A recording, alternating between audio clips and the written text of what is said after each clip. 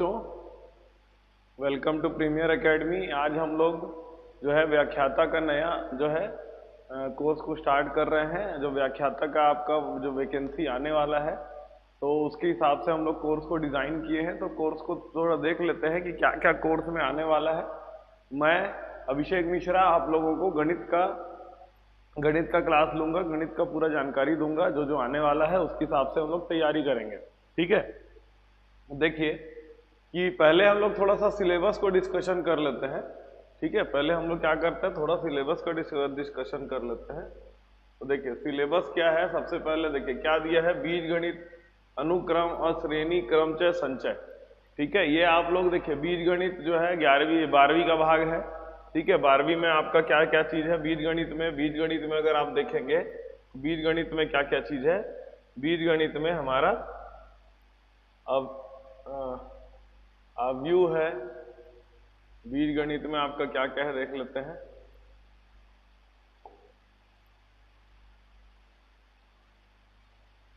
देखिए बीज गणित में क्या क्या है। बीज गणित में आपका देखिए क्या है, सबसे पहले अवयु है ना। अवयु हमको पढ़ना है। सारे सिलेबस बहुत डिटेल में दिया हुआ है। अवयु है, अनुक्रम और श्रेणी है जिसमें आप लोग पढ़े होंगे। ठीक है, AP arithmetic progression, geometric progression, ठीक है, वो चीजें रहती हैं। क्रमचय संचय रहता है, आप लोग पढ़े होंगे 11वीं में परम्यूटेशन एंड कॉम्बिनेशन। तो परम्यूटेशन एंड कॉम्बिनेशन का ही जो बेसिक कॉन्सेप्ट है उसको हम लोग कवर अप करेंगे। ठीक है, फिर आगे बढ़ता है त्रिकोणमिति। त्रिकोणमिति बहुत बड़ा अध्याय है, इसमें कई सारे सूत्र हैं, कई अलग अलग चीजें हैं जिसमें त्रिकोणमिति समीकरण है। ठीक है, तो ये आपका कितना नंबर का है, 20 अंक का है। ठीक है, पहला वाला जो बीज गणित, अनुक्रम और श्रेणी कितने अंक का है, 20 अंक का है। फिर हमारा त्रिकोणमिति भी 20 अंक का है। ज्यामिति, कोऑर्डिनेट ज्यामिति, ठीक है, इसमें कुछ चीजें आ जाती है। ठीक है, 3 डायमेंशनल ज्योमेट्री आ जाएगा, 3D। ठीक है, और क्या आ जाएगा आपका, इसी में वेक्टर आ जाता है। और सब चीजों को हम लोग को करना है। और क्या है, थ्री डायमेंशनल ज्योमेट्री 12वीं का एक अध्याय है। ठीक है, उसको हम लोग को देखना है। थोड़ा सा एकदम ज्यादा कठिन नहीं है ये वाला। अगर आप भाग करेंगे तो ये आसान में गिनती में आ जाएगा। ठीक है, ये आसान है। ठीक है, क्या क्या आसान है ये देख लेते हैं। ये पहला वाला आसान है, दूसरा वाला आसान में अगर मैं बोलूंगा ये थोड़ा कठिन के श्रेणी में हम लोग लाएंगे। ठीक है, थोड़ा सा कठिन पड़ेगा क्योंकि इसमें सूत्र बहुत सारे हैं, बहुत सारी चीजें याद करनी होती है, तो उसके हिसाब से हम लोग देखेंगे। फिर आ जाते हैं हमारा सांख्यिकी, प्रायिकता और रैखिक प्रोग्रामन। ठीक है, ये भी सरल है, बहुत सरल है। ठीक है, ये वाला जो भाग है ये बहुत ही सरल है। ठीक है, बहुत सरल है। उसके बाद भी इसमें 20 अंक आवंटन किए गए। ठीक है, 20 अंक आवंटन किए गए। तो जो सरल वाला भाग है उसको हम लोग को बहुत अच्छे से करना है कि उसके नंबर तो पूरे हमको मिल जाए। ठीक है, जो कठिन वाले भाग है उसको भी बहुत अच्छे से करेंगे। ठीक है, और जैसे जैसे हम लोग करते जाएंगे वैसे वैसे आप लोग प्रैक्टिस भी करते चलिएगा तो आपको आसान पड़ेगा। फिर आ जाते हैं अवकल समाकलन। अवकल समाकलन ये बहुत बड़ा है। ठीक है, ये बहुत बड़ा अध्याय है, बहुत बड़ा अध्याय है और कठिन भी है। ठीक है, बहुत बड़ा अध्याय है और थोड़ा सा कठिन पड़ता है, हल्का सा। इसको कठिन की श्रेणी में मैं डाल रहा हूं। ठीक है, लेकिन करना जरूरी है। ठीक है, 20 अंक इसके भी हमको मिलेंगे। ठीक है, ये शैक्षिक मनोविज्ञान, शिक्षा के आंकलन एवं मूल्यांकन, ये आपके टोटल 30 अंक के आएंगे। ठीक है, 30 अंक के आएंगे। प्लस अगर बात करें, अब देखिए अगर बात करते हैं हम लोग और क्या क्या आ रहा है इसमें, सामान्य हिंदी आ रहा है। ठीक है, सामान्य हिंदी आ रहा है। और ये आपका आ रहा सामान्य अंग्रेजी, कंप्यूटर की सामान्य जानकारी और सामान्य ज्ञान। ये आपके 5 मतलब कुल मिला के ये 20 अंक के आते हैं। तो अगर आप देखें तो कुल अंक कितने हो रहे हैं, 20। उसके पहले ऊपर में भी 20 था। ठीक है, तो 20 के हमारे हो गए टोटल 5।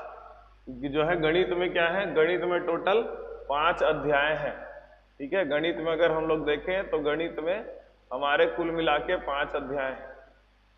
ठीक है, गणित में 5 अध्याय है।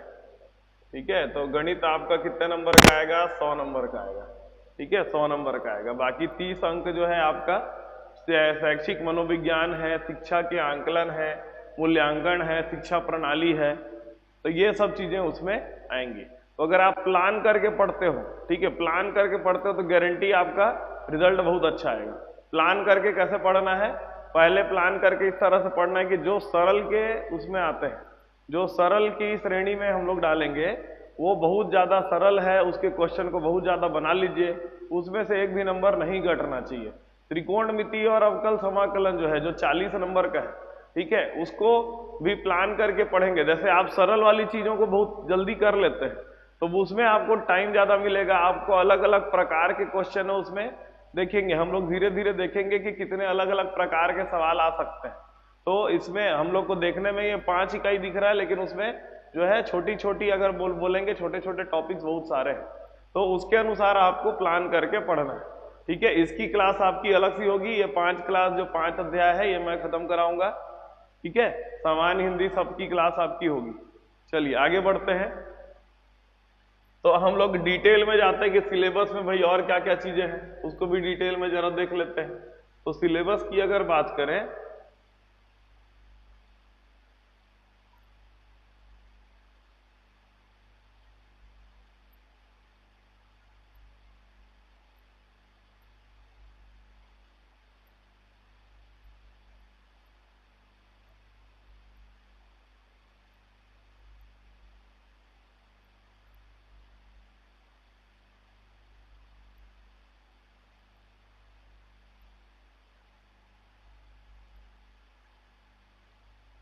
देखिए ये सिलेबस हो गया आपका। अब नेक्स्ट में आते हैं हमारे अगला भाग क्या चीज है। तो अगला भाग देखिए सिलेबस का डिटेल दिया हुआ है, ठीक है, सिलेबस का थोड़ा डिटेल दिया हुआ है, डिटेल को हम लोग समझते हैं एक एक करके। देखिए ध्यान देंगे, देखिए एक एक करके सिलेबस को समझना बहुत जरूरी है, उसके हिसाब से ही प्लानिंग होती है। तो प्लानिंग उसके हिसाब से हम लोग करेंगे। तो सबसे पहला जो है अध्याय आपका समुच्चय है, ठीक है। ये अध्याय क्या है, पहला अध्याय आपका समुच्चय में आता है।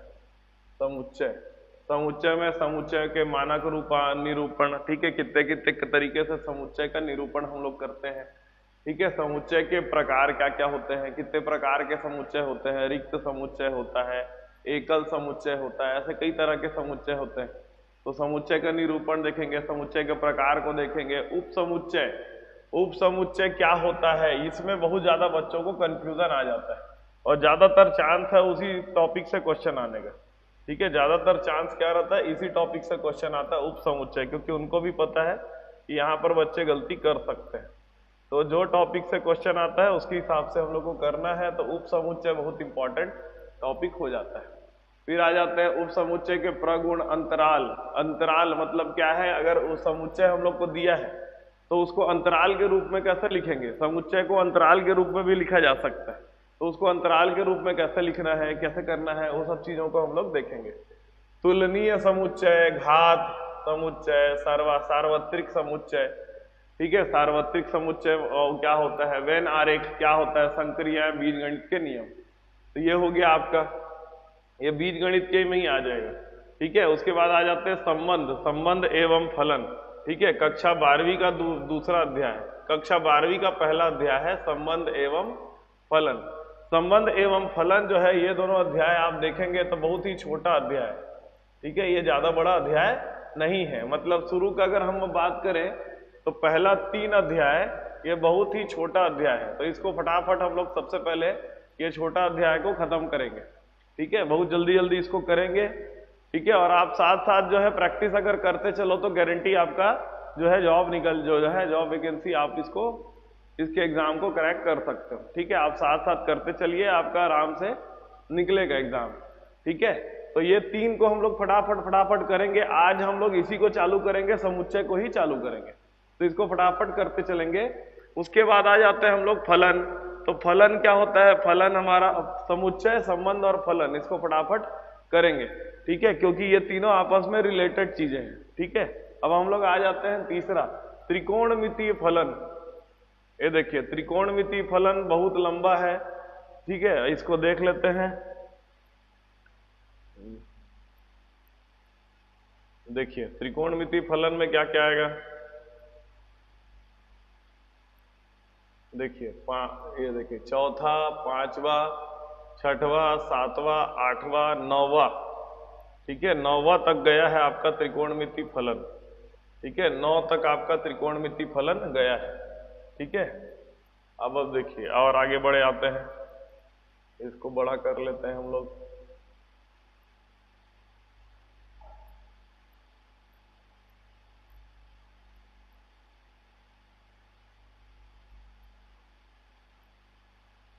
देखिए अब आपका आता है साइन और कोसाइन का सूत्र, ठीक है, ये आ जाएगा गणितीय आगमन का सिद्धांत। तो यहाँ पर आपका समझ लीजिए 10 तक आपका त्रिकोणमिति फलन चले जाएगा, 4 से लेकर के 10 अध्याय तक आपका क्या चले जाएगा, त्रिकोणमिति फलन। तो वो बहुत बड़ा है, 20 अंक का है, ठीक है, 4 से लेकर के 10 तक, ठीक है।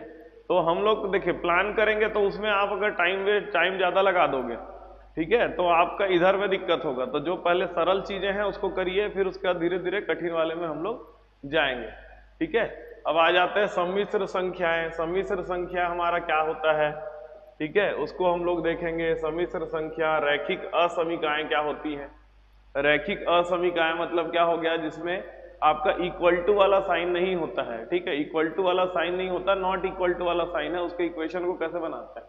तो ये बहुत सरल है, जल्दी से हो जाएगा ये, ठीक है, ये बहुत ही सरल है, बहुत। फिर क्रमचय और संचय, क्रमचय और संचय, परम्यूटेशन और कॉम्बिनेशन, ठीक है। 11वीं में आप लोग पढ़े होंगे परम्यूटेशन कॉम्बिनेशन, थोड़ा सा कंफ्यूजिंग चैप्टर है, ठीक है, लेकिन कुछ कुछ आपको सिद्धांत बताऊंगा, कुछ कुछ आपको छोटा छोटा ट्रिक बताऊंगा, फटाफट आप आंसर बनाओगे, सारे क्वेश्चन का आंसर आप फटाफट बना सकते हो। क्रमचय एवं संचय।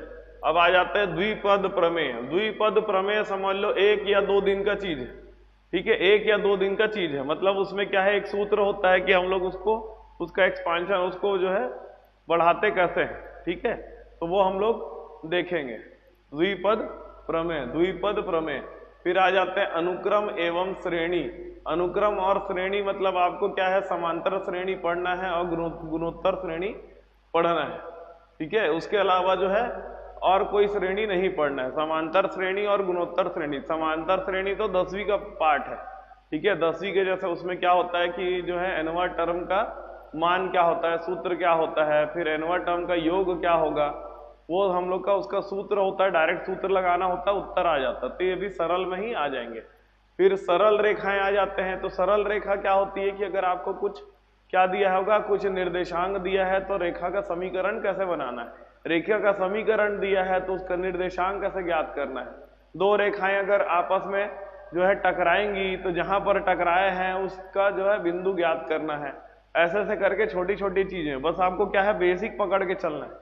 बेसिक क्या है हर चैप्टर का, उसको देख लेंगे तो आपको एकदम अच्छे से समझ में आने लगेगा, ठीक है। आप लोग जब देखोगे, क्लास चालू करेंगे हम लोग, तो आप लोग को समझ में आएगा कि बहुत ज्यादा कठिन नहीं है, निकालना आसान है, कोई बहुत कठिन काम नहीं है। फिर आ जाते हैं शंकु। शंकु के परिच्छेद करते हैं तो क्या क्या बनता है, तो शंकु को परिच्छेद करते हैं तो 4 चीजें बन सकती है। पहला वृत्त बन सकता है, फिर परवलय बन सकता है, फिर दीर्घ वृत्त बन सकता है, फिर अति परवलय बन सकता है। ऐसे करके 4 चीजें होती है, ठीक है। तो उसका सूत्र क्या होता है, उसका समीकरण क्या होता है, उसमें अलग अलग चीजें क्या होती हैं, उसको हम लोग को देखना है। बहुत ज्यादा डिटेल करने की जरूरत नहीं है, बेसिक अगर आप कर लोगे तो भी उसकी क्वेश्चन आप लोग आराम से बना लोगे। फिर आ जाता है त्रिविमीय ज्यामिति। त्रिविमीय ज्यामिति में कार्तिक निर्देशांक पद्धति है। अंतरिक्ष में अगर एक बिंदु के निर्देशांक 2 बिंदुओं के बीच की दूरी, विभाजन सूत्र, ये सब चीजें हम लोगों को ज्ञात करना है। बहुत बड़ा चैप्टर है। फिर आ जाते हैं सीमा। यहां से आपका कलन चालू हो जाता है, ठीक है, कलन चालू हो जाता है। सीमा, सीमा आप पढ़े होगे 11वीं में। सीमा क्या होता है, अगर किसी चीज को एक सीमित कर दिया जाए तो उस फलन का मान क्या होता है, उसको हम लोग क्या बोलते हैं, सीमा कहते हैं। तो सीमा कैसे करना है, सीमा का मान कैसे ज्ञात करना है, कुछ कुछ सूत्र होते हैं, उसको हम लोग करना है। फिर आ जाते हैं अवकलन।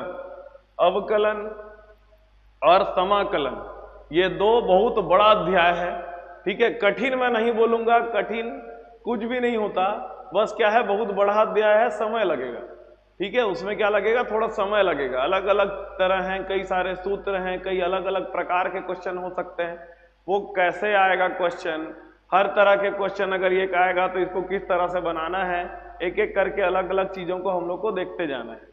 ठीक है, तो इसमें क्या क्या चीज है जो है, फलन के अवकलन की मूल अवधारणा, अवकलन का मूल अवधारणा क्या है, क्यों हम लोग अवकलन को करते हैं, अवकलन करने का उद्देश्य क्या होता है, मूल अवधारणा क्या चीज है। ठीक, तो उसके बाद अवकलन की अन्य परिभाषा, अवकलज के अन्य परिभाषा, और क्या क्या परिभाषा होता है अवकलन करते करते। देखिए बेसिकली आप देखोगे तो किसी भी चीज को बहुत छोटे छोटे भाग में तोड़ देना वो अवकलन कहलाता है, और उन छोटे छोटे भाग को इकट्ठा करके उनका योग कर देना समाकलन कहता है। इसका सबसे बढ़िया उदाहरण अवकलन और समाकलन का यही, कि कोई भी बड़ा फलन है उसको छोटे छोटे भाग में आप तोड़ दे रहे हो तो उसको हम लोग क्या बोलते हैं, उसको हम लोग अवकलन कहते हैं। और अगर आप छोटे छोटे भाग को जोड़ करके एक बड़ा फलन बना रहे हो तो उसको क्या कहते हैं, समाकलन कहते हैं। तो परिभाषा, मूल चीजें हम लोग को समझनी है। फिर आ जाते हैं हम लोग अवकलन के गुणांक क्या है, वामावर्ती तथा दक्षिणावर्ती अवकलज क्या होता है, लेफ्ट हैंड लिमिट और राइट हैंड लिमिट। हम लोग देखिए बाइलिंगुअल क्लास करेंगे, हिंदी मीडियम वालों को भी समझ में आएगा, इंग्लिश मीडियम वालों को भी अच्छे से समझ में आएगा ये चीज। तो वामावर्ती तथा दक्षिणावर्ती अवकलन क्या होता है, कोई भी फलन के कोई भी एक बिंदु दिया रहेगा, वो बिंदु के बाएं तरफ का अवकलन क्या आएगा, दाएं तरफ का अवकलन क्या आएगा, दोनों बराबर होता है तो उसको अवकलनीय फलन कहते हैं। ये सब चीजें हम लोग आएंगे। अवकलज की अन्य परिभाषा, किसी बिंदु पर का ज्यामितीय अर्थ, प्रथम सिद्धांत से अवकलन ज्ञात करना। प्रथम सिद्धांत जो है अभी सिलेबस से निकल गया है लेकिन अभी ये वाले सिलेबस में आपका है।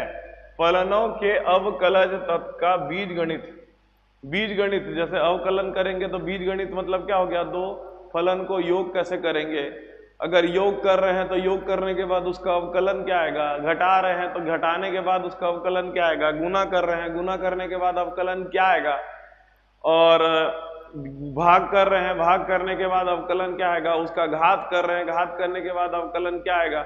इस तरह से सारे सवाल बनते हैं। फलन का अवकलन गुणांक, फलन के फलन का अवकलन गुणांक, एक फलन के फलन का अवकलन गुणांक कैसे ज्ञात करना है, मतलब एक फलन के ऊपर एक दूसरा फलन चढ़ाएंगे तो एक नया फलन बनेगा, फिर उसका अवकलन गुणांक कैसे करना है, ऐसे करके हम लोग को सॉल्व करना है। फिर आते हैं गणितीय विवेचन, जैसे कथन। ठीक है, ये जो है थोड़ा थ्योरिटिकल चैप्टर है, ठीक है, ये थ्योरी वाला चैप्टर है, थ्योरिटिकल चैप्टर है, सिद्धांत ज्यादा है, कुछ कुछ एक सिद्धांत है, उस सिद्धांत का प्रयोग करके हम लोग क्या है, कोई भी जो वाक्य होता है उसको हम लोग सिद्ध करते हैं। ठीक है, किसी भी वाक्य को क्या करते हैं, सिद्ध करते हैं। तो सिद्ध करने वाला कार्यक्रम इसी से होता है।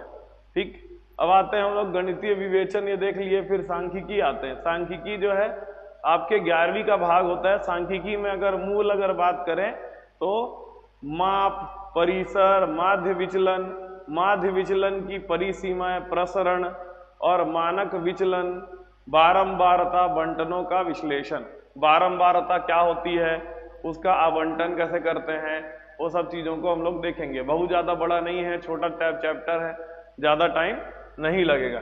फिर आ जाते हैं प्रायिकता। प्रायिकता का अर्थ क्या होता है, किसी भी चीज का अगर प्रायिकता का आप अर्थ समझेंगे तो किसी का भी हम लोग पूर्वावलोकन करते हैं कि भाई इस घटना के होने की संभावना क्या है। ठीक है, संभावना हम लोग ज्ञात करते हैं। तो पहले ये हो जाएगा प्रायिकता का अर्थ, घटनाओं का बीजगणित। घटनाओं का बीजगणित क्या है, अगर अलग अलग घटना हो रही है तो उनका बीजगणित प्लस माइनस कैसे करेंगे। घटना के प्रकार, ठीक है, कुछ घटना हो नहीं सकती तो असंभव घटना, कुछ घटना है कि हमेशा संभव होगा तो यथासंभव घटना होती है। प्रायिकता का अभिगृहीतीय दृष्टिकोण, प्रायिकता का योग प्रमेय, प्रायिकता का योग प्रमेय, योग प्रमेय तो थ्योरम ऑफ टोटल प्रोबेबिलिटी बोलते हैं उसको। तो वो क्या होता है, उसी में बेज प्रमेय भी आ जाता है। अब आ जाते हैं हम लोग संबंध। फिर से देखिए, संबंध और फलन ये फिर से दे दिया। ठीक है, तो ये कुछ अलग नहीं है। ठीक है, प्रतिलोम फलन क्या होता है, इसमें अलग एक ये चीज है। संयोजन का गुणधर्म क्या चीज है, ठीक है, संयोजन का गुणधर्म क्या है, दो फलनों का अगर हम लोग संयोजन करते हैं तो उसके गुणधर्म क्या होते हैं, फलनों का संयोजन क्या होता है। उसी में आ जाता है, देखिए, द्विआधारी संक्रियाएं। द्विआधारी संक्रियाएं मतलब क्या होता है कि हम लोग बीच में स्टार लगाते हैं और स्टार का कुछ भी मतलब बना देते हैं, उसमें क्वेश्चन में दिया रहता है। वो बहुत ही आसान है, देखने में थोड़ा सा कठिन लगता है लेकिन बहुत आसान है, बस आप उसका मूल समझ लीजिए तो बहुत आसान पड़ता है। ठीक है, फिर आ जाते हैं प्रतिलोम त्रिकोणमितीय फलन। प्रतिलोम त्रिकोणमितीय फलन मतलब अगर आपका त्रिकोणमितीय फलन जैसे ये समझ लीजिए कि cos x बराबर, अगर cos x बराबर y है, अगर cos x बराबर y है तो x बराबर क्या हो जाएगा, cos का प्रतिलोम y। तो प्रतिलोम मतलब क्या हो गया कि अगर हम लोग त्रिकोणमितीय फलन लगा रहे हैं तो त्रिकोणमितीय फलन में हमें जो है कोण दिया रहता है, हम लोग उसका जो है त्रिकोणमितीय जो आपका रेशियो होता है, ट्रिग्नोमेट्रिक रेशियो, ठीक है, त्रिकोणमितीय अनुपात, उसका मान ज्ञात करते हैं अगर आपको कोण दिया हुआ है तो। और दूसरा चीज इसमें क्या रहता है, आपको अनुपात का मान दिया है, आपको कोण का मान ज्ञात करना, तो इन प्रतिलोम त्रिकोणमितीय फलन में यही चीजें होती है। फिर आगे बढ़ते हैं, और क्या चीज है, अब देखिए आव्यूह में आ जाते हैं। देखिए सिलेबस आपको देख के लग रहा होगा बहुत बड़ा है, कैसे करेंगे, आराम से होगा, मैं बता रहा हूं आराम से होगा। बेसिक बेसिक पकड़ के चलना है, आज से क्लास करना है, क्वेश्चन बनाते जाना है, रोज का 20 से 50 क्वेश्चन का टारगेट बनाइए। आपका आप बनाते जाओगे, 1-2 महीना भी अपने को मिल गया तो बहुत कुछ तैयारी हो जाएगी। ठीक है, आप एकदम जो है पहले से नर्वस मत होइएगा कि हम कैसे करेंगे, ठीक है, आराम से होगा। देखने में बहुत बड़ा सिलेबस है लेकिन असल में इतना बड़ा सिलेबस नहीं है। मूलभूत चीज को पकड़े रहिए, क्वेश्चन को बनाते जाइए। प्रबोध का किताब ले लीजिए क्योंकि पूरा सिलेबस प्रबोध और नवोध की किताब से बना दिया गया। 36 जो है आपका व्यापम परीक्षा लेगा तो समझ लीजिए कि वो प्रबोध की किताब से ही आपको क्वेश्चन देगा। तो प्रबोध का किताब या नवोध दोनों एक ही बुक है, कोई अलग नहीं है। प्रबोध और नवोध को ले लीजिए, सिक्वेंशली उसको हम लोग करते जाएंगे। ठीक है, तो प्रबोध और नवोध की किताब से मैं पढ़ाऊंगा। तो पहला चीज है आपका आव्यूह। इसमें जो पहला चीज क्या है आपका आव्यूह। आव्यूह जो है आपका बीजगणित का ही भाग है। ठीक है, आव्यूह क्या है आपका बीजगणित का भाग है।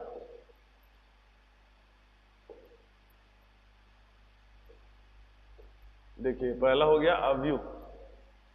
आव्यूह क्या है, बीजगणित का भाग है। आव्यूह आधारभूत संकल्पना, आव्यूह की परिभाषा क्या है, आव्यूह के प्रकार क्या होते हैं, आव्यूह पर संक्रियाएं क्या लगती हैं, आव्यूह का अंतर, आव्यूह का अदिश से गुणन, आव्यूह का अगर आप अदिश से गुणनफल करते हैं तो क्या आएगा, आव्यूह का आव्यूह से गुणन करते हैं तो क्या मिलेगा, आव्यूह का परिवर्त क्या होता है, सममित और विषम सममित आव्यूह क्या होता है, लांबिक आव्यूह क्या चीज है, आव्यूह पर प्रारंभिक संक्रियाएं या आव्यूह रूपांतरण, व्युत्क्रमणीय आव्यूह। संक्रिया जो है इसमें जो ये वाला जो भाग है ये थोड़ा सा कठिन पड़ता है, बाकी सब कुछ एकदम सरल है। ठीक है, और ज्यादातर चांस है कि वो आएगा भी नहीं क्योंकि वो छत्तीसगढ़ बोर्ड के सिलेबस से भी डिलीट हो गया है। तो आप लोग को देखिए ये भी सोच के चलेंगे कि जो छत्तीसगढ़ बोर्ड से डिलीट नहीं हुआ है उसके आने का चांस ज्यादा है। ठीक है, छत्तीसगढ़ बोर्ड का सिलेबस को भी देखिएगा। ये जो सिलेबस बनाया है पूरी तरह से प्रबोध की किताब को उठा करके बना दिया है, 11वीं और 12वीं का सिलेबस। ठीक है, लेकिन क्योंकि सिलेबस से डिलीट हो गया तो ज्यादातर चांस है कि जो डिलीट हो गया वो नहीं आएगा। अच्छा आगे बढ़ते हैं, सारणिक में आ जाते हैं। सारणिक क्या होता है, उप सारणिक क्या होता है, सखंड क्या होता है, व्युत्क्रमणीय तथा अव्युत्क्रमणीय आव्यूह क्या होता है। ठीक है, तो वो तो हमको सीधा सा पता है कि जिसका सारणिक का मान 0 आता है वो व्युत्क्रमणीय अव्युत्क्रमणीय आव्यूह उसको कहेंगे। जिसके सारणिक का मान 0 नहीं आता है तो वो क्या होता है, व्युत्क्रमणीय आव्यूह होता है। सारणिक के गुण धर्म क्या है, गुण धर्म भी अभी सिलेबस से डिलीट हो गया है, हम लोग करेंगे लेकिन मुझे लगता है कि वो नहीं आएगा। ठीक है, हम लोग ऐसा नहीं कि करेंगे नहीं, सबको करेंगे, मुझे लगता है कि उसके आने के चांसेस कम है। सारणी के अनुप्रयोग क्या क्या चीजें, फिर आ जाता है आव्यूह और के सखंड और व्युत्क्रम रैखिक समीकरणों के निकाय, सांतत्य। शायद देखिए ये फिर आ गया आपका कलन में आ गया, सांतत्य एवं अवकलनीयता, ये आ गया आपका कलन में, अवकलन द्वितीय कोटि का अवकलन। ठीक है, रोले और लैग्रेंज प्रमेय ये अवकलन के प्रयोग में आ जाता है, अवकलन के प्रयोग के अंतर्गत आ जाता है, अवकलन के प्रयोग के अंतर्गत आ जाता है। रोले और लैग्रेंज का प्रमेय अवकलन के अनुप्रयोग कहाँ कहाँ आप अवकलन का प्रयोग करोगे, एक आपको कोई केस दे देगा, उस केस को लेकर के आपको अवकलन का प्रयोग करके उसका उत्तर निकालना है, ऐसा टाइप का एक क्वेश्चन आ सकता है। वर्धमान और ह्रासमान फलन, देखिए ये टॉपिक कंफ्यूजन होता है, लेकिन मैं आपको एक ऐसा ट्रिक बताऊंगा कि आपको 100% उसका उत्तर सही मिलेगा। ठीक है, ट्रिक याद रखेंगे तो 100% उत्तर आपको सही मिलेगा। किताब देखिएगा, किताब में कई मेथड एकदम कंफ्यूजिंग है इसमें, तो आपको क्या करना है, आपको पढ़ोगे, मैं एकदम छोटा सा ट्रिक बताऊंगा, सिर्फ देख करके बता दोगे कौन सा वर्धमान फलन है, कौन सा ह्रासमान फलन है, कौन से अंतराल में वर्धमान फलन है, कौन से अंतराल में ह्रासमान फलन है, अंतराल निकालना है वर्धमान फलन के लिए, ह्रासमान फलन के लिए, सब कुछ समझ में आ जाएगा। फिर स्पर्श रेखाएं एवं अभिलंब, फिर उच्चिष्ठ और निम्निष्ठ। स्पर्श रेखा कैसे निकाला जाता है कि अगर कोई एक आपको एक कर्व दिया हुआ है, ठीक है, उस कर्व को छू करके एक रेखा निकल रही है, ठीक है, तो उस रेखा का समीकरण कैसे निकालेंगे, उसको हम लोग क्या बोलते हैं, स्पर्श रेखा बोलते हैं। ठीक है, जैसे मान लीजिए कि ये आपका क्या हो गया, ये मान लीजिए आपका कोई कर्व है और इसको छू करके एक रेखा निकल रही है, तो इसको हम लोग क्या बोलेंगे, स्पर्श रेखा बोलते हैं। स्पर्श रेखा मतलब अगर इंग्लिश में बोले तो इसको हम लोग बोलते हैं टेंजेंट लाइन, टेंजेंट लाइन। और इसी के परपेंडिकुलर या लंबवत अगर कोई रेखा होगा तो उसको बोलते हैं हम लोग अभिलंब रेखा, अभिलंब रेखा। ठीक है, या इसको बोलते हैं नॉर्मल लाइन, नॉर्मल लाइन। अभिलंब रेखा हो गया आपका नॉर्मल लाइन। फिर आ जाते हैं अनिश्चित समाकलन में। अब समाकलन देखिए, अभी चालू हुआ समाकलन, देखिए ये समाकलन, समाकलन तो समाकलन, अनिश्चित समाकलन में कई सारे सूत्र हैं। देखिए अलग अलग प्रकार दिए हैं, tan का पावर mx, sec का पावर mx, cot का पावर mx, cosec का पावर nx, dx का समाकलन। फिर देखिए और आगे कौन कौन सा समाकलन है, ये देखिए इतने प्रकार के समाकलन हैं। ठीक है, इतने प्रकार के आपके क्या है, समाकलन हैं।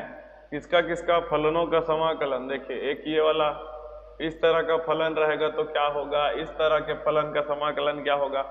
अब इसका एकदम इजी ट्रिक बताऊंगा, एकदम इजी ट्रिक। इसको आपको कैसे किस रूप में परिवर्तन करना है, तुरंत उत्तर आ जाएगा, फॉर्मूला बस याद रखना है। फिर एक ये वाला, ये दोनों, ये सब में ट्रिक लगता है। फिर ये वाला देखिए, यहाँ पर त्रिकोणमितीय समाकलन है, ये सबसे ज्यादा आने का चांस है, इसको जो है स्टार मार्क कर देते। ये सारे जो त्रिकोणमितीय समाकलन आपको दिख रहे हैं, इसके आने के चांसेस सबसे ज्यादा हैं, सबसे ज्यादा यही है, त्रिकोणमितीय समाकलन, ये सबसे ज्यादा आने का चांस है। फिर हम लोग आ जाते हैं ये सारे जो आपको त्रिकोणमितीय के समाकलन दिख रहे हैं, ये सब के आने के चांस बहुत ज्यादा है। ठीक है, अब एक ये हो गया, ये बहुत छोटा उत्तर आता है इसका, तो ये भी बहुत ज्यादा कठिन नहीं पड़ेगा आपको। ये देखिए ये सब अलग अलग, सब में सूत्र लगेगा, सब में अलग अलग सूत्र लगेगा। तो समाकलन देख सकते हैं आप, बहुत बड़ा है, अध्याय बहुत बड़ा है, 20 अंक है। तो 20 अंक के लिए आप जो है इसको पूरा करने में आपको समझ लीजिए कम से कम, अगर आप बहुत तेजी से करते हो तब भी आपको 15 से 20 दिन इसको खाली समाकलन को करने में लगेगा। अच्छे से समझने में आपको कम से कम 20 दिन लगेगा। ठीक है, तो इसलिए देखिए 20 नंबर के लिए वो 20 दिन लगा रहे हैं, बाकी को भी बना करके रखिए।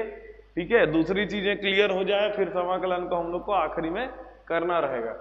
तो हम निश्चित समाकलन में आ जाते हैं। समाकलन के अनुप्रयोग, वक्र जो है एक्स अक्ष और 2 कोटि द्वारा घिरे हुए क्षेत्र का क्षेत्रफल, बेसिकली क्षेत्रफल ज्ञात करने का ही इसका अनुप्रयोग आता है।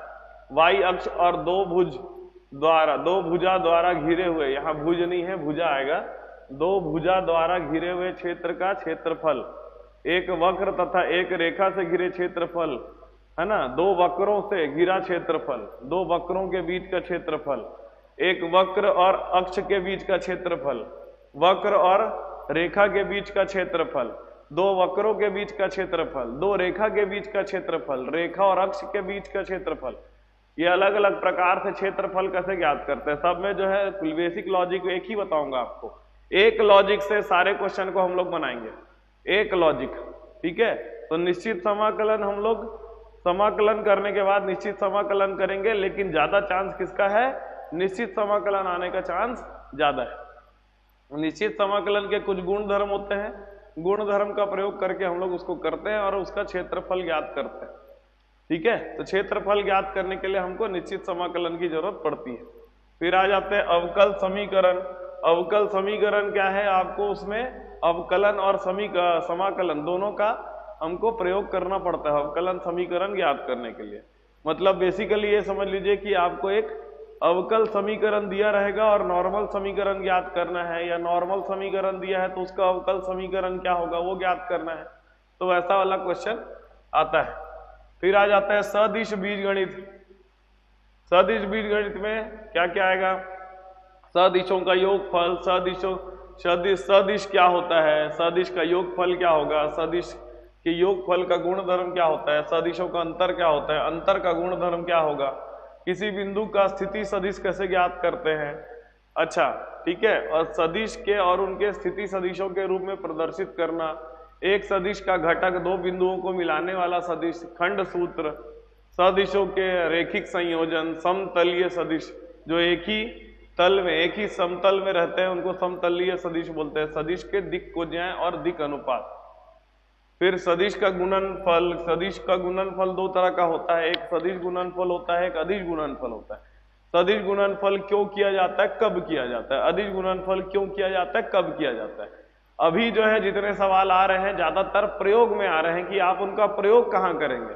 हम सबको पता है कि भाई हमको ये फलाना सवाल को बनाना कैसे है, प्रयोग हमको समझ में नहीं आता। तो प्रयोग जो है ज्यादा फोकस हमको किस में करना है कि प्रयोग कैसे करेंगे। क्वेश्चन वैसे ही आ जाएगा, मान लीजिए आपको बोल देगा सदिश गुणनफल कहाँ करेंगे, ठीक है, ये बहुत सारे लोगों को पता ही नहीं है सदिश गुणनफल कहाँ करेंगे, अदिश गुणनफल कहाँ करेंगे। जैसे उदाहरण के तौर पे अगर मैं आपको समझाता हूँ, थोड़ा फिजिक्स का एग्जाम्पल लेकर के समझाता हूँ कि यदि आपका बल दिया है और विस्थापन दिया है और आपको कार्य निकालना है, समझे, कार्य निकालना है, बल और विस्थापन दिया है, हमको क्या ज्ञात करना है, कार्य ज्ञात करना है। तो कार्य में क्या होता है, बल और विस्थापन का हम लोग सदिश अदिश गुणनफल करते हैं। क्यों करते हैं, इसलिए करते हैं कि कार्य क्या है, कार्य एक अदिश राशि है, कार्य में कोई भी जो है दिशा नहीं होती। कार्य कौन सी राशि कहलाएगी, अदिश राशि कहलाएगी, क्योंकि कार्य में कोई भी दिशा नहीं होती है, ठीक है। तो उसमें हम लोग क्या करेंगे, हम लोग अदिश गुणनफल करते हैं। अब मान लीजिए आपको दो सदिश दिया है और आपको एक तीसरा सदिश ज्ञात करना है जो दोनों सदिश के लंबवत होगा, तब हम लोग क्या करते हैं, सदिश गुणनफल उसको करते हैं। अब देखिए अगला क्या क्या चीज है,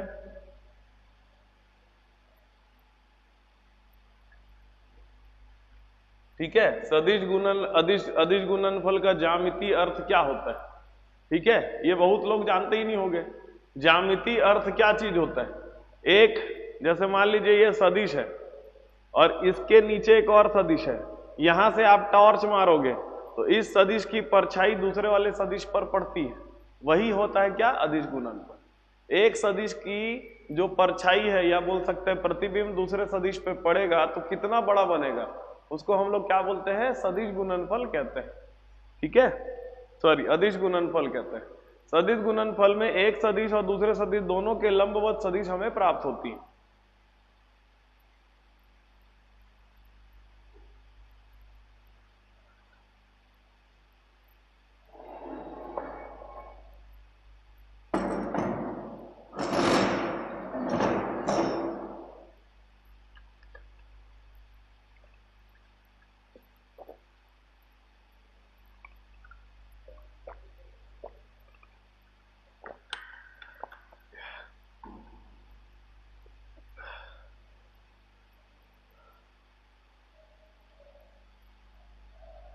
चलिए अब उसके बाद क्या है, अदिश गुणन के प्रगुण घटकों के पदों में दो सदिशों का अदिश गुणनफल, दो सदिशों के बीच का कोण देखिए ज्यादातर अदिश गुणनफल हम लोग क्या चीज में प्रयोग करते हैं, कोण ज्ञात करने के लिए करते हैं। ज्यादा मेरे को ज्यादातर लग रहा है कि ये जो सवाल है, ये सवाल आपका आ जाएगा।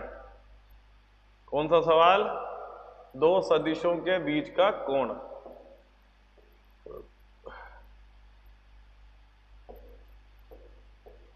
दो सदिशों के बीच का कोण, दो सदिशों के समांतर होने के लिए प्रतिबंध। समांतर होगा तो कैसे होगा, ठीक है, लंबवत होगा तो कैसे होगा, ठीक है, क्या आपका प्रतिबंध होगा, क्या कंडीशन होगा जिसमें कि दो सदिश जो है समांतर बन जाएगा, क्या कंडीशन होगा जब दो सदिश जो है आपस में लंबवत रहेगा, ठीक है। तो ये सब चीजों का प्रतिबंध है, ठीक है। उसके बाद दो सदिशों का सदिश गुणनफल। सदिश गुणनफल क्या होता है, कैसे करते हैं और क्यों करते हैं? सदिश गुणनफल का ज्यामितीय अर्थ क्या चीज होता है? ज्यामितीय अर्थ मतलब ये समझ लीजिए कि घूर्णन, आपको एक उदाहरण उसका भी ले लेता हूं। उदाहरण क्या है, जैसे आपको बल दिया है क्या दिया हुआ है? बल दिया हुआ है। और आपको क्या दिया है? फिर से डी दिया हुआ है। लेकिन ये डी क्या है? बल एक बिंदु से कितना दूरी पर लगा हुआ है, ठीक है। बल एक बिंदु से कितना दूरी पर लगा हुआ है उसको हम लोग डी बोल देते हैं। तो इसका अगर हम लोग घूर्णन ज्ञात करना है, घूर्णन ज्ञात करना है, तो यहां पर हम लोग क्या करते हैं? सदिश गुणनफल ज्ञात करते, सदिश गुणनफल उसका निकालते हैं। सदिश गुणनफल क्यों निकालते हैं? घूर्णन मतलब, अगर देखो क्या, एक सिंपल सा चीज बताता हूं। जैसे आप किसी खीला है, ठीक है, एक नट बोल्ट है, नट बोल्ट को हम लोग घुमाते हैं तो या तो खीला ऊपर की तरफ जाता है या नीचे। आप घुमा कैसे रहे, ऐसा घुमा रहे, जा कैसे रहे, नीचे या ऊपर जा रहे हैं। मतलब यहां पर अगर आप देखोगे कि जो नट बोल्ट का विस्थापन है वह आपके बल के लंबवत लग रहा है, ठीक है। जो घूर्णन, उसी को क्या, वो किसको बोलेंगे? घूर्णन बोलेंगे। आप क्या कर रहे हो? नट बोल्ट को ऐसे ऐसे घुमा रहे हो, तो ये जो है आपका नट बोल्ट नीचे जा रहा है और ऊपर जा रहा है, नीचे जा रहा है ऊपर जा रहा है। तो इसी को हम लोग क्या बोलते हैं? घूर्णन बोलते हैं, समझे। मतलब जो है आपका विस्थापन, अगर बोलोगे नट बोल्ट का विस्थापन किस दिशा में जा रहा है, जिधर आपका सदिश है, जिधर आपका सदिश है उसका लंबवत उसका विस्थापन हो रहा है। तो ऐसे कंडीशन में हम लोग क्या करते हैं? सदिश गुणनफल ज्ञात करते हैं। देखिए गणित है, लेकिन प्रयोग कैसे, कहां करोगे गणित में, ये बहुत इंपॉर्टेंट है। सदिश गुणनफल के प्रगुण घटकों के पदों में दो सदिशों का सदिश गुणनफल, दो दिए गए सदिशों का समतल पर लंबवत सदिश। समतल पर लंबवत सदिश क्या बनेगा वो हम लोग, ये तो क्वेश्चन बहुत पूछा जाता है। और लैग्रांज सर्व समीकरणाएं क्या होती है? फिर आ जाते हैं नेक्स्ट, त्रिविमीय ज्यामिति में। त्रिविमीय ज्यामिति में रेखा के दिक् कोसाइन। रेखा के दिक् कोसाइन क्या है? रेखा का दिक् कोसाइन में संबंध, दिक् अनुपात, दो बिंदुओं को मिलाने वाली रेखा का दिक् कोसाइन, दिक् कोसाइन के पदों में। तो ये दिक् कोसाइन क्या चीज होता है? दिक् कोसाइन क्या होता है? जैसे अगर कोई भी सदिश है, मान लीजिए ये हमारा क्या है, एक सदिश है, ठीक है, ये हमारा सदिश है। अब ये सदिश जो है हमारे पास मान लो तीन अक्ष है, एक्स अक्ष, वाई अक्ष, जेड अक्ष। एक्स अक्ष से कोण बना रहा है अल्फा, वाई अक्ष से कोण बना रहा है बीटा, जेड अक्ष से कोण बना रहा है गामा। तो जो cos alpha, cos beta, cos gamma को ही हम लोग क्या बोलते हैं? दिक् कोसाइन कहते हैं, ठीक है। तो दिक् कोसाइन का मतलब क्या हो गया, ये समझ में आ गया। अगर आपको अनुपात दिया हुआ है, दिक् अनुपात मतलब क्या होता है कि सदिश का जो आई जे के वाला जो भाग होता है उसको हम लोग क्या बोलते हैं? दिक् अनुपात बोलते हैं। तो दिक् अनुपात से दिक् कोसाइन कैसे ज्ञात करते हैं? ऐसे ऐसे करके अलग अलग चीजें हम लोग को ज्ञात करना है। अब इसमें देखिए आ जाता है रेखा। इसमें भी देखिए, अब त्रिविमीय ज्यामिति में रेखा आएगा और दो विमीय ज्यामिति में भी रेखा आता है। द्विविमीय ज्यामिति में रेखा का समीकरण कैसे ज्ञात करते हैं? त्रिविमीय ज्यामिति में रेखा का समीकरण कैसे ज्ञात करते हैं? दो द्विविमीय ज्यामिति जो है आपका 11वीं के किताब में मिलेगा और त्रिविमीय ज्यामिति आपको 12वीं के किताब में मिलेगा। जो बाद के जितने चीजें कर रहे हैं वो सब 12वीं का सिलेबस है, उसके पहले की जितने चीजें कर रहे हैं वो सब क्या है? 11वीं का सिलेबस में आता है। तो दो रेखाओं के बीच अगर न्यूनतम दूरी आपको ज्ञात करना है तो कैसे करेंगे? समतल का, फिर आ जाते हैं समतल। तो समतल का व्यापक समीकरण क्या होगा? समतल का व्यापक समीकरण, एक बिंदु से गुजरने वाले समतल का समीकरण, 3 आरेख बिंदुओं से गुजरने वाले समतल का समीकरण, अभिलंब रूप क्या होता है समतल का, ठीक है। ऐसे करके अलग अलग रूप होता है। प्रतिच्छेदन बिंदु कैसे ज्ञात करेंगे, दी हुई रेखा को एक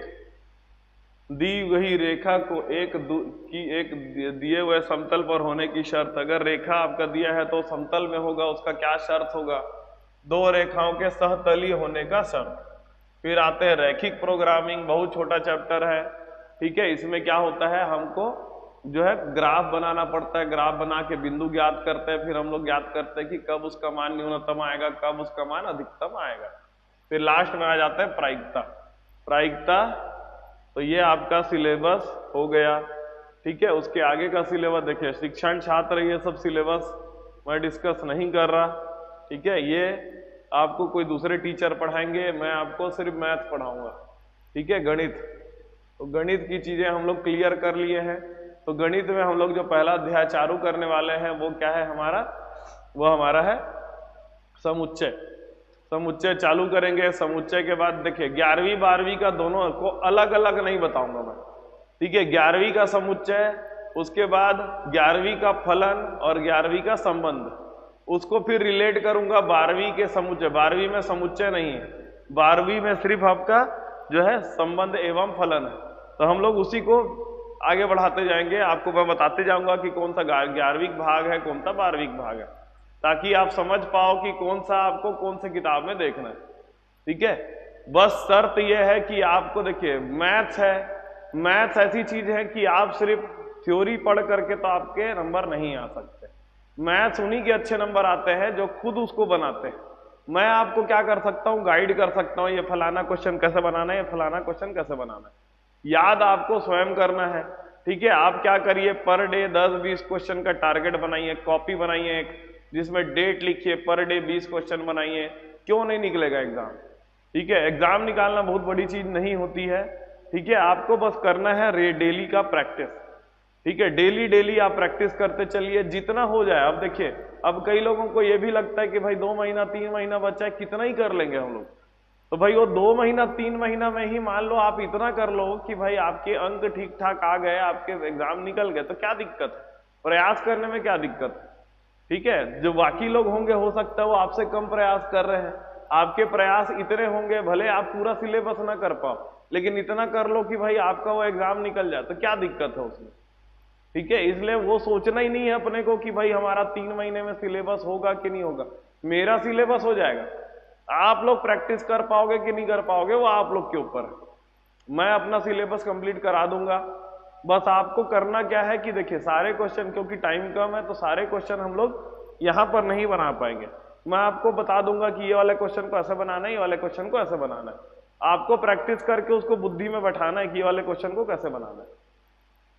सीधी सी बात है, कोई अलग कोई एक्स्ट्रा चीज नहीं बोल रहा मैं, जो फैक्ट की बात है कि जिससे आपका एग्जाम निकलेगा उसके बारे में बात कर रहा हूं, ये फैक्ट है, ठीक है। कोई मोटिवेशनल उतना दे करके मैं आपको ये नहीं बता रहा। फैक्ट ये है कि जो प्रयास करेगा, जो प्रैक्टिस करेगा, मैथ्स का पेपर उसका निकलेगा, क्योंकि मैथ्स ऐसी चीजें हैं कि बिना प्रैक्टिस के आपकी नहीं निकल सकती। तो हम लोग क्या करेंगे, ये देख लीजिए आप सिलेबस शिक्षण शास्त्र में क्या क्या चीजें हैं। अगर आपको नोट करना है तो नोट भी कर सकते हैं, 2 मिनट में रुक जा रहा हूं, ठीक है, नोट कर लीजिएगा। फिर हम लोग जो है नया अध्याय चालू करेंगे, जो आपका क्या रहेगा, समुच्चय, ठीक है। 2 मिनट रुक करके हम लोग समुच्चय चालू करेंगे।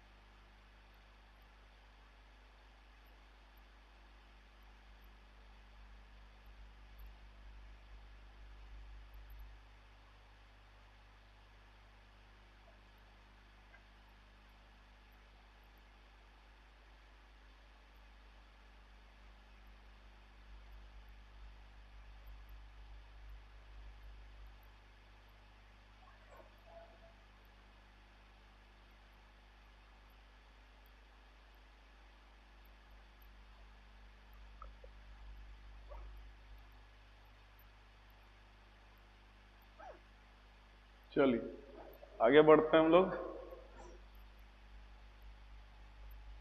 ये सब आपके और सिलेबस है। आगे बढ़ते हैं। इंग्लिश, हिंदी, सामान्य ज्ञान सबका। अब हम लोग क्या करेंगे, अपना नया चैप्टर चालू करेंगे, समुच्चय। ठीक है, समुच्चय। देखिए समुच्चय जल्दी जल्दी करेंगे हम लोग, सारा सिद्धांत को एक साथ में बताऊंगा आपको। ठीक है, फिर उसका क्वेश्चन को करेंगे। देखिए समुच्चय में सबसे पहले क्या है, समुच्चय क्या होता है, समुच्चय क्या होता है, एकदम बेसिक से समझना है हर चैप्टर को कि समुच्चय क्या होता है। What is a set. ठीक है, इंग्लिश मीडियम वाले भी कर सकते हैं क्लास को, हिंदी मीडियम वाले भी कर सकते हैं, सबको समझ में आएगा। तो व्हाट इज अ सेट या समुच्चय क्या होता है। तो समुच्चय जो है, समुच्चय पदार्थों का संग्रह होता है। समुच्चय उन पदार्थों का संग्रह होता है, उन पदार्थों का संग्रह होता है, का संग्रह होता है जिनकी परिभाषा निश्चित है, जिनकी परिभाषा निश्चित है, निश्चित है। मतलब जो इसकी परिभाषा अगर आप 4 व्यक्ति से पूछो कि क्या है, तो चारों व्यक्ति अगर आपको एक समान उत्तर दे रहे, मतलब वो क्या वो हमको क्या बताएगा कि वो समुच्चय है। उदाहरण के तौर पे अगर हम लोग समझे, इंग्लिश मीडियम वाले बच्चे समझिए कि what is a set, collection of well defined object is called set. ठीक है, वेल डिफाइंड ऑब्जेक्ट का कलेक्शन क्या होता है, सेट होता है। अब जैसे समझे उदाहरण के तौर पे, स्वरों का समुच्चय, स्वरों का अगर बोलेंगे संग्रह, स्वर, तो अंग्रेजी भाषा में स्वर क्या क्या होते हैं, आप किसी से भी पूछो, ए ई आई ओ यू होता है, तो ये क्या कहलाएगा, ये हमारा समुच्चय कहलाएगा। लेकिन अगर मैं बोलूंगा कि सबसे खतरनाक जानवर कौन है, सबसे खतरनाक जानवर कौन है, तो सबसे खतरनाक जानवर किसी से पूछोगे तो कोई बोलेगा सांप है, किसी से पूछोगे तो कोई बोलेगा शेर है, किसी से बोलोगे तो किसी को लगेगा भालू है, किसी को बोलो मगरमच्छ है। ठीक है, सबके लिए अलग अलग तरह के जानवर अलग खतरनाक होते हैं। ठीक है, तो ये हमारा समुच्चय नहीं है, ये हमारा समुच्चय नहीं है। तो पहला तो हमको क्लियर हो गया कि समुच्चय क्या होता है। ठीक है, जो परिभाषित, जो सब, जिसकी परिभाषा सबके लिए एक समान है, वो हमारा समुच्चय होता है। जिसकी परिभाषा सबके लिए एक समान नहीं है, वो हमारा समुच्चय नहीं होता है। ठीक है, अब हम लोग आते हैं नेक्स्ट टॉपिक, समुच्चय का निरूपण। समुच्चय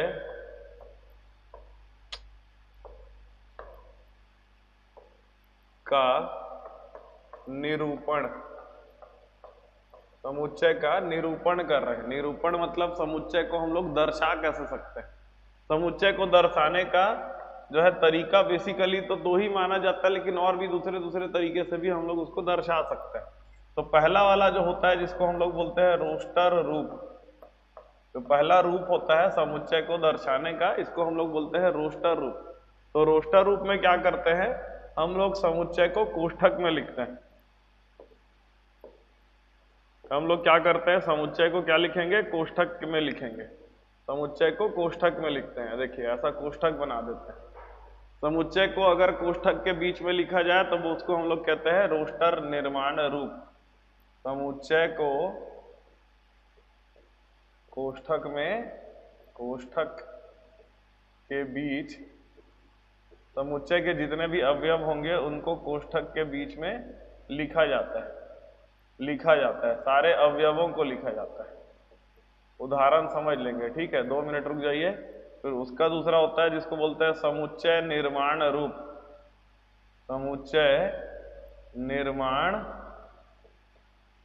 रूप। समुच्चय निर्माण रूप क्या होता है, समुच्चय को हम लोग क्या है, एक वाक्य के रूप में हम लोग प्रदर्शित करते हैं। तो समुच्चय को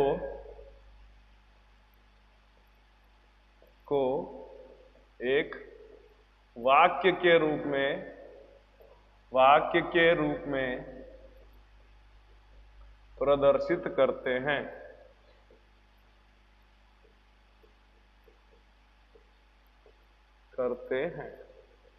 अब इसको उदाहरण के तौर पे समझते जाते हैं, ठीक है। जैसे अगर हम लोग बात करें कि जैसे एक हम लोग लिख दिए समुच्चय, एक से लेकर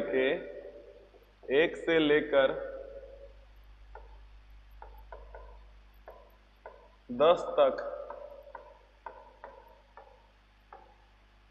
की सभी अभाज्य संख्या, अगर हम लोग लिख रहे हैं 1 से लेकर के 10 तक सभी अभाज्य संख्या हम लोग को देखना है। 1 से लेकर के 10 तक सभी अभाज्य संख्या को हम लोग को देखना है। तो क्या क्या है 1 से लेकर के 10 तक सभी अभाज्य संख्या, अब इसको समुच्चय के रूप में लिखेंगे। तो देखिए पहला हम लोग लिखेंगे रोस्टर रूप। तो 1 से लेकर के, तो पहले हमको क्या करना है, एक जो है हमारे समुच्चय का एक नाम लिखना है। नाम हमेशा जो है कैपिटल लेटर में लिखा जाता है, ठीक है। बड़ा अक्षर का आप प्रयोग करेंगे, बड़ा ए, बड़ा बी, बड़ा सी, ऐसा करके आप प्रयोग करेंगे। कुछ निश्चित समुच्चय होता है, जैसे आप n का प्रयोग मत करिएगा। ये n क्या है, ये सभी प्राकृतिक संख्याओं का समुच्चय होता है। सभी प्राकृतिक संख्याओं का समुच्चय होता है।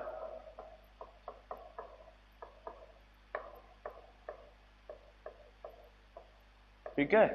अब W जो है सभी पूर्ण संख्याओं का समुच्चय कहलाता है। सभी पूर्ण संख्याओं का समुच्चय। इसका पहले से नाम बना दिए हैं, तो इसका आप प्रयोग नहीं करेंगे। ABCD कुछ भी यूज करिए, N यूज मत करिए, W यूज मत करिए, Z यूज मत करिए। Z क्या होता है, सभी पूर्णांक संख्याओं का समुच्चय। पूर्णांक संख्याओं का समुच्चय। Q भी यूज नहीं करेंगे। Q क्या होता है, सभी परिमेय संख्याओं का समुच्चय होता है। परिमेय संख्याओं का समुच्चय होता है।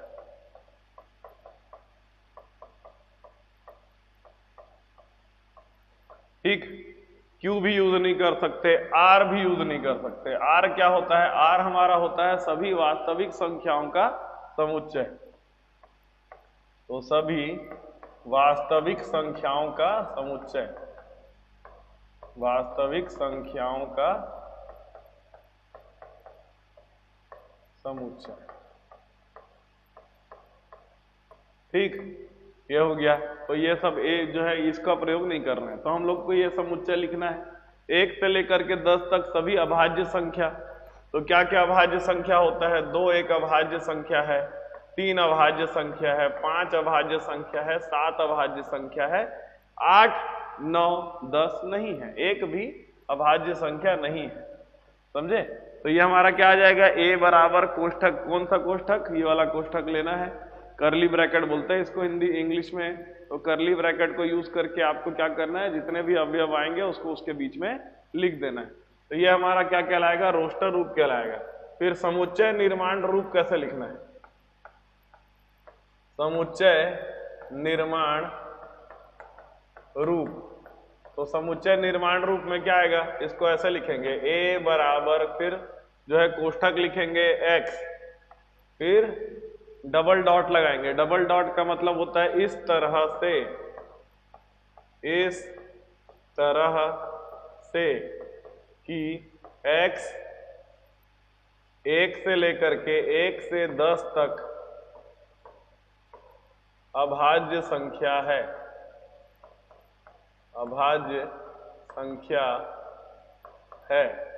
1 से लेकर के 10 तक अभाज्य संख्या हमारा क्या है, a। तो ये हमारा क्या हो गया, रोस्टर रूप हो गया और समुच्चय निर्माण रूप हो गया।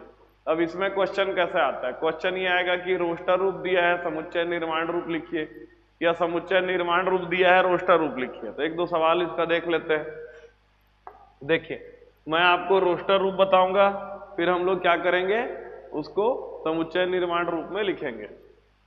तो देखिए जैसे मान लीजिए रोस्टर रूप में दिया है a बराबर 1, फिर 4, फिर 9, फिर 16, ऐसे करते करते अनंत तक है।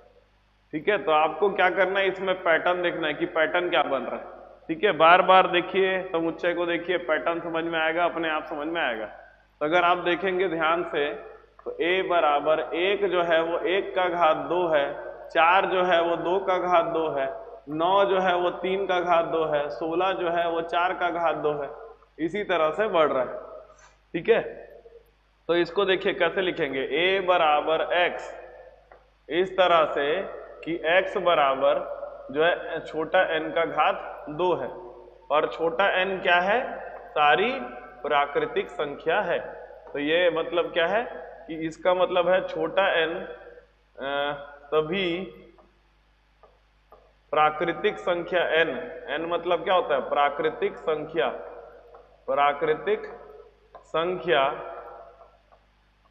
को निरूपित करता है, निरूपित करता है।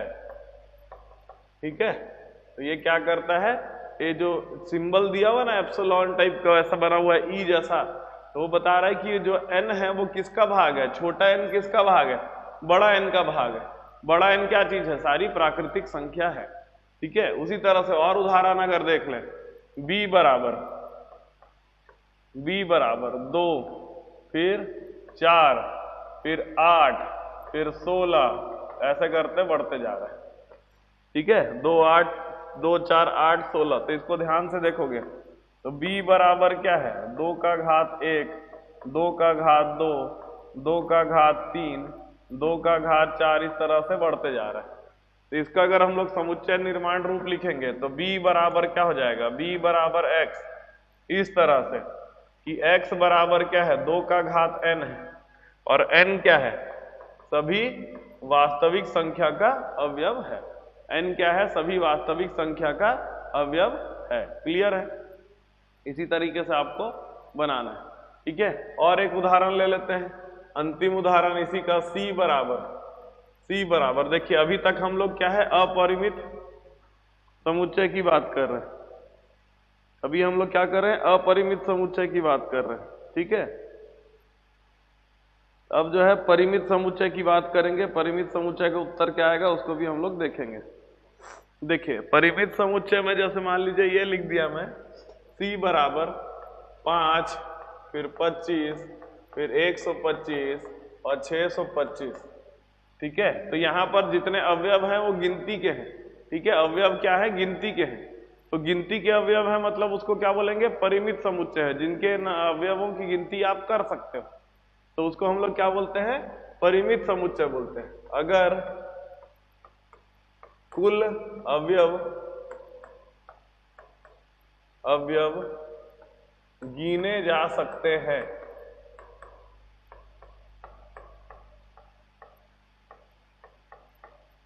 तो उनको हम परिमित समुच्चय कहते हैं, परिमित समुच्चय कहते हैं,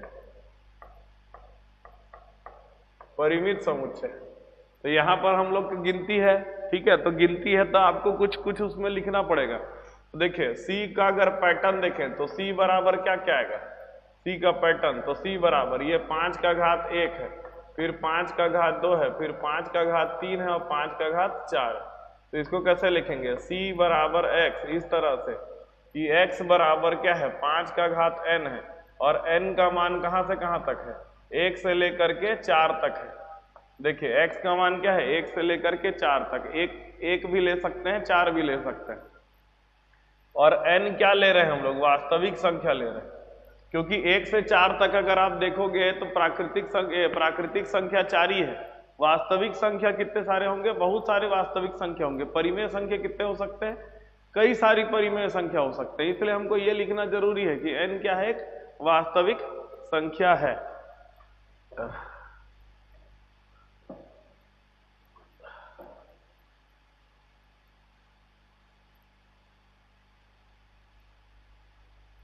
चलिए इसको नोट कर लीजिएगा, फिर आगे बढ़ेंगे हम लोग।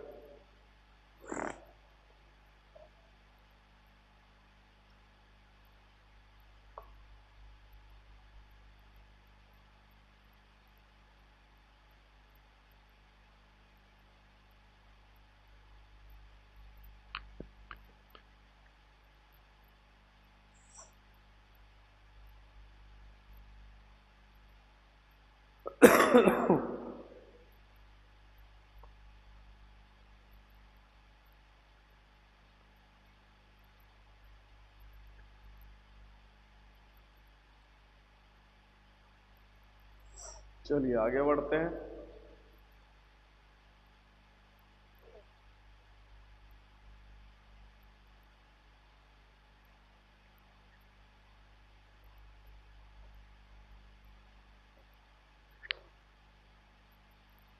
देखिए कुछ किताब के क्वेश्चन ले रहे हैं, उसको बनाते हैं।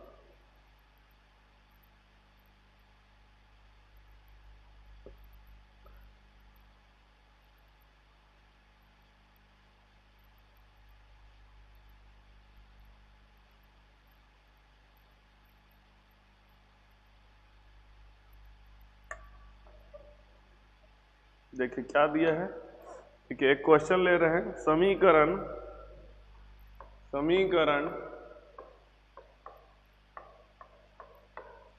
x का घात 2 प्लस x माइनस 2 बराबर 0 का हल समुच्चय निर्माण रूप में लिखिए।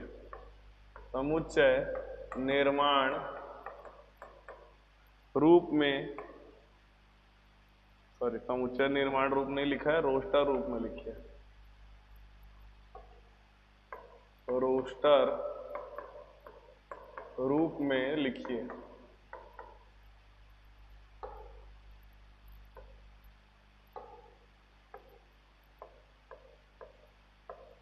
ऐसा आपको दिया, जैसे समीकरण क्या दिया हुआ है, x का घात 2 प्लस x, अच्छा दिया हुआ है क्वेश्चन में x का घात 2 प्लस x माइनस 2 बराबर 0। तो ये आप लोगों को 10वीं में पढ़े होंगे आप लोग कि कैसे इसको हल करते हैं। तो जो मध्य का जो अवयव है उसको हम लोग 2 भाग में बांटते हैं, ठीक है। तो ऐसी संख्या खोजना है जिसको गुना करने से क्या है -2 आए और जोड़ने से क्या है +1 आए। तो इसको ऐसा लिख देते हैं, x का घात 2 plus 2x minus x minus 2 बराबर 0। 2x का गुना -x से करोगे तो -2x स्क्वायर आ जाएगा जो आना चाहिए, और 2x माइनस x करोगे तो +x आएगा। तो इन दोनों में हम लोग क्या कर दिए, x को कॉमन ले लिए तो बचा x प्लस 2, इन दोनों में -1 को कॉमन ले लिए तो फिर से बचा x प्लस 2 बराबर 0। तो ये आ गया x माइनस 1 और क्या आ गया x प्लस 2 बराबर 0। तो x का मान आपको 2 मिला, 1 मिला 1 और दूसरा मिला -2। अब इसी को क्या करना है, रोस्टर रूप में लिखना है। तो रोस्टर रूप में लिखेंगे तो क्या हो जाएगा, a बराबर फिर कोष्ठक में 1 -2। अब देखिए आपको परीक्षा में क्या करेगा, इस क्वेश्चन को कैसे घुमा सकता है। तो इसको घुमा ऐसा सकता है कि इसके आपको क्वेश्चन में क्या देगा कि इसके जो है धनात्मक हल को रोस्टर रूप में लिखिए। तो धनात्मक हल को रोस्टर रूप में लिखेंगे तो सिर्फ 1 लिखेंगे। और क्या दे सकता है, इसके ऋणात्मक हल को रोस्टर रूप में लिखिए, तो ऋणात्मक हल का रोस्टर रूप आपका -2 हो जाएगा।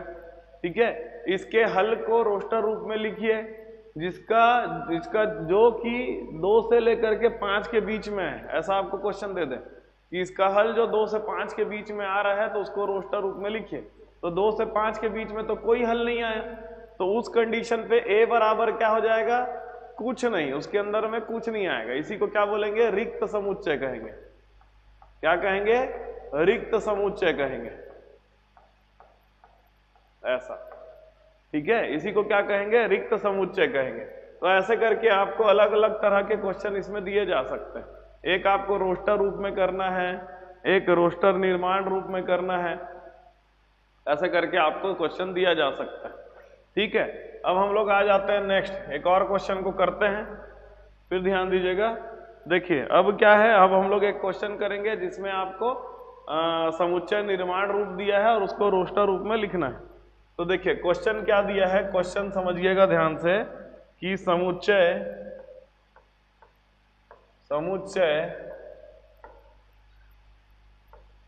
x इस तरह से कि x एक धन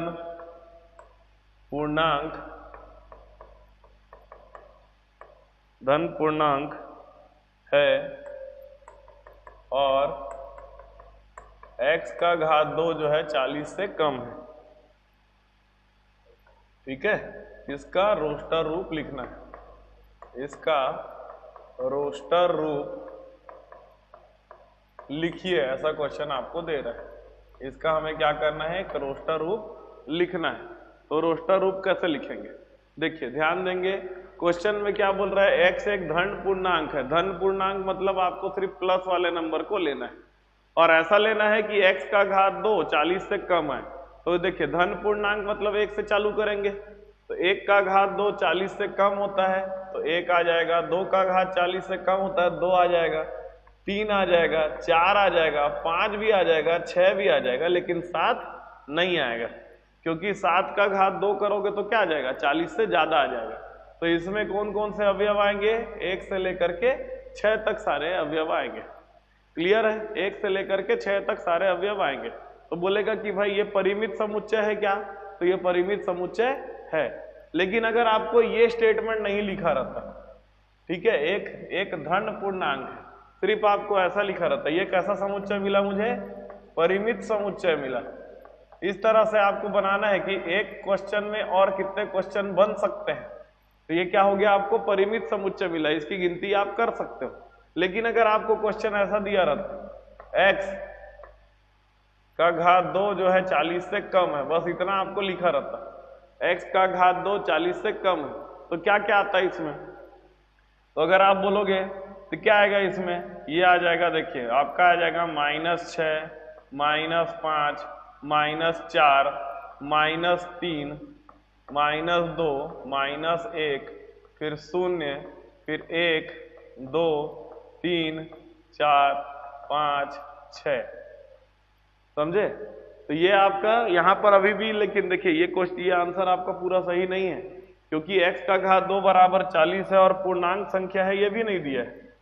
तो पूर्णांक संख्या नहीं दिया है तो क्या क्या हो सकता है, -6 से लेकर के -6 से लेकर के -6 से लेकर के 6 तक सभी संख्या, अगर हम लोग बोल सकते हैं कि सभी संख्या का घात जो है वो जो है वर्ग क्या आएगा आपका 40 से कम आएगा। अब -6 से लेकर के 6 तक अगर मैं आपसे पूछता हूं कि इसमें कितने वास्तविक संख्याएं हैं, तो -6 से लेकर के +6 तक अनंत वास्तविक संख्याएं, एक नहीं अनंत वास्तविक संख्याएं। तो इसलिए ये अगर मैं बात करूं तो ये क्या आएगा, एक अपरिमित समुच्चय आएगा। कोई भी क्वेश्चन दिया है उसको आपको हर एंगल से सोचना है कि क्वेश्चन कैसा आ सकता है। ठीक है, आपको बोल देगा कि भाई ये जो आपका समुच्चय निर्माण रूप लिखा है, इसमें हमको अगर ये परिमित समुच्चय है कि अपरिमित समुच्चय है, तो आपको एक एक स्टेटमेंट, एक एक पॉइंट आपको ध्यान में रख करके उसका उत्तर लिखना है। ठीक है, एक एक पॉइंट को ध्यान में रख करके उत्तर लिखना है कि वो परिमित समुच्चय आ रहा है कि अपरिमित समुच्चय आ रहा है। ठीक है, एक भी पॉइंट को छोड़ना नहीं है आपको। देखिए इस तरह से करना है कि आप कोई कंपटीशन एग्जाम की तैयारी कर रहे हो और आपको हर एंगल से सोचना है कि क्वेश्चन क्या क्या पूछा जा सकता है। ठीक है चीज आसान, लेकिन इसमें क्वेश्चन बहुत बन जाते हैं, अलग अलग तरह के क्वेश्चन बन जाते हैं। तो आपको उस तरीके से तैयारी करनी है अपनी कि हम सब सोचें कि एक क्वेश्चन को बना रहे हैं तो उसको और कितने एंगल से क्वेश्चन पूछा जा सकता है, और पूछा जाएगा तो हमारा बुद्धि उसमें चल रहा है कि नहीं चल रहा है, तभी जो है परीक्षा निकलती है। सिर्फ किताब नहीं करना है, आपको सोचना भी है कि उसमें से क्वेश्चन क्या क्या पूछा जा सकता है। ठीक है,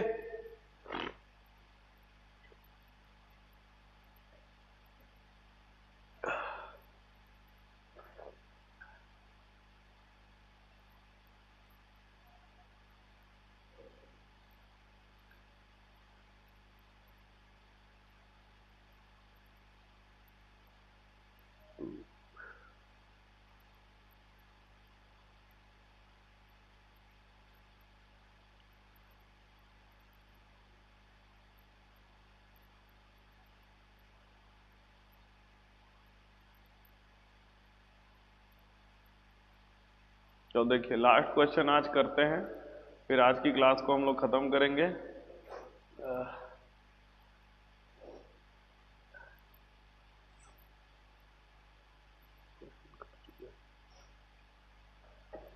देखिए अंतिम क्वेश्चन आज का करेंगे। तो क्या दिया है आपका, समुच्चय